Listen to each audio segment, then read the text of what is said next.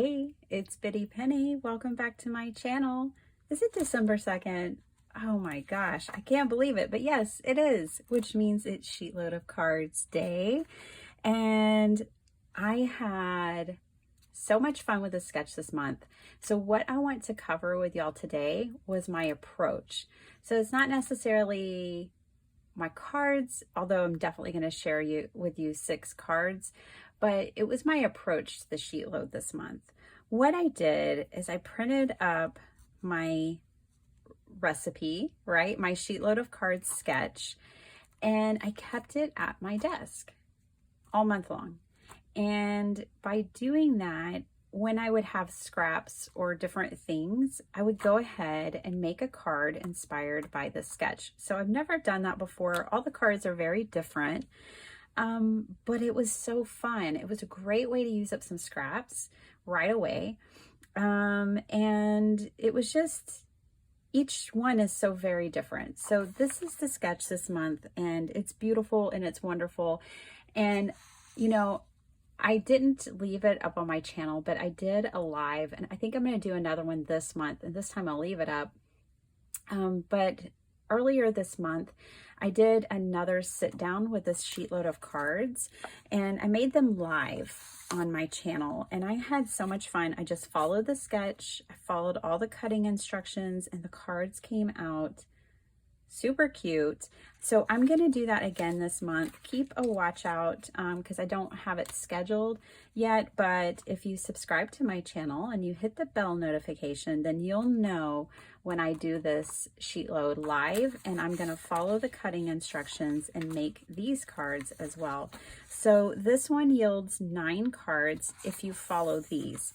But what I did this month is Crafty Owl always has this section. So like the layout, but want to make a single card. That was the approach I took this month because I was making these cards one at a time throughout the month. So I just use these instructions.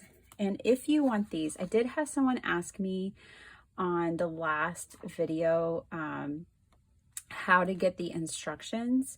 It is always linked in the description below. It's a link you'll need to go over to Call Me Crafty Owl, Alicia's channel, and she will have a video that gives you all the details each and every month of how to download these.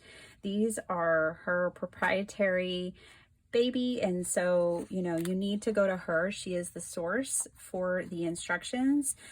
We are just a collaboration team that like to play with them every month, and I'm honored to be on it and get the opportunity. So this is what I came up with this month. There's really no particular place to start. We'll just dive right in. So this little cutie, I had some scraps. I've been making a ton of projects for a craft fair that's going on in 2 days. And so I had a bunch of scraps left over, and I really like the way this came out. Now, obviously, this piece is actually cut to the dimensions of this white layer here. Then instead of doing a full panel on the back, because I really like the ombre background that was already on this card base. See, it's an ombre card base. I liked that and wanted to keep that feature in this card. So I just put a smaller embossed, these were all scrap piece there. I added lace here instead of the pattern paper.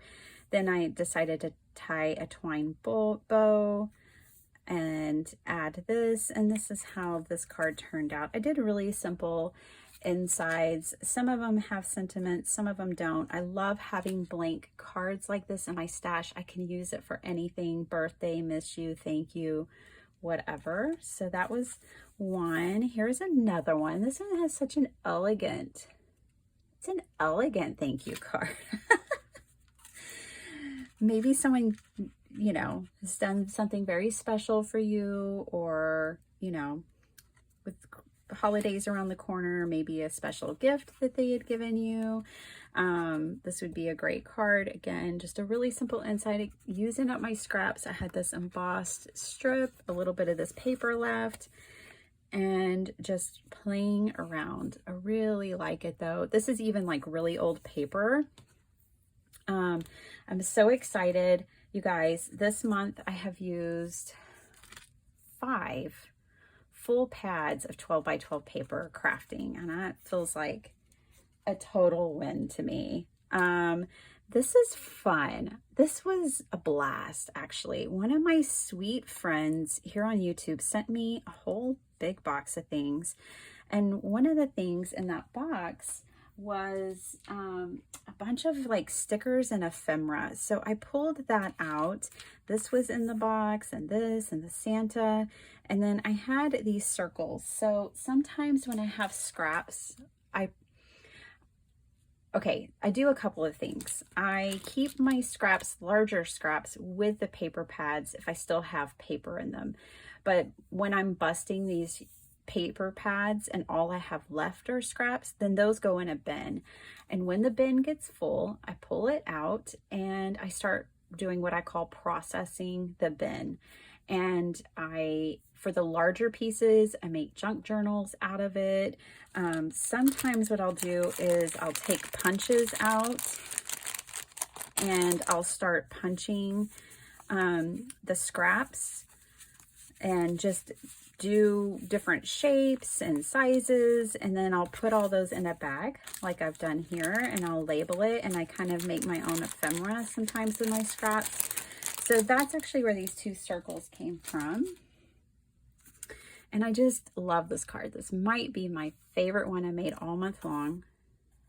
And so what I did is when I would come into the craft room, I would be working on things, and sometimes this might be the last thing I would do. I'd pull the SheetLoad recipe out.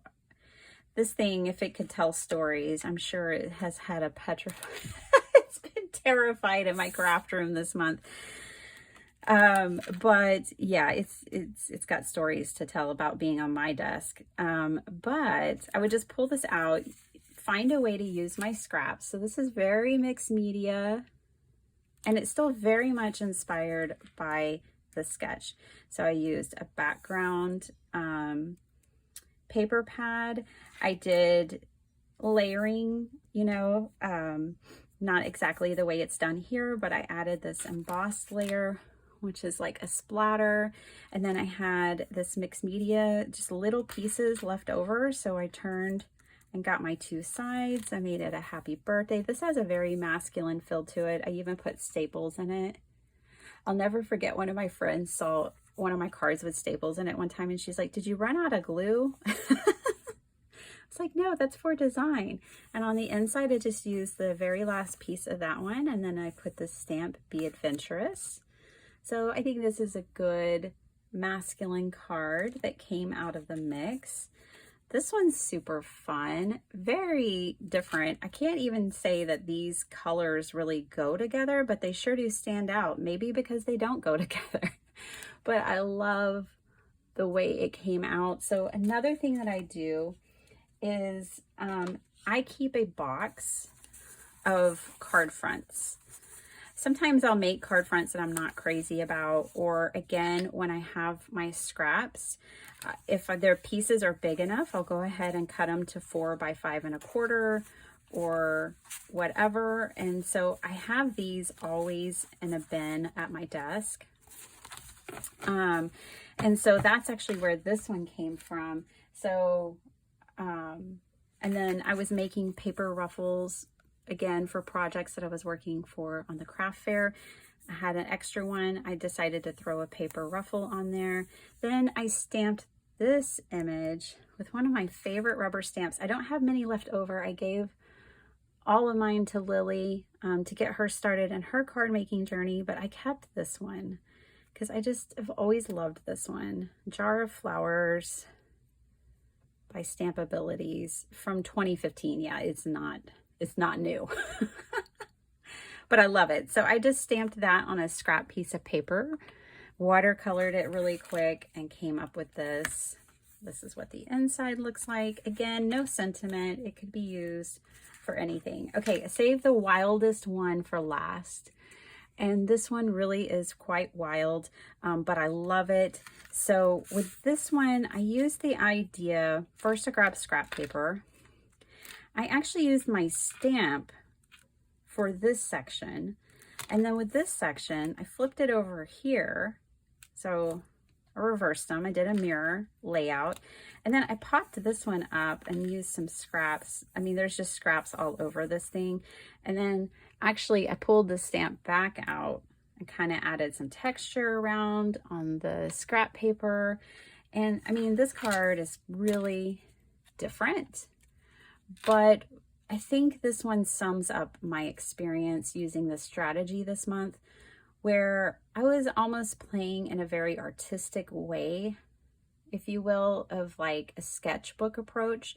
So I really didn't take a card making approach, but I was really just kind of playing each time. And like with this one, it's wild, it's different, but I like it. I used scrap paper here and here. This one had like this was like a postcard, okay?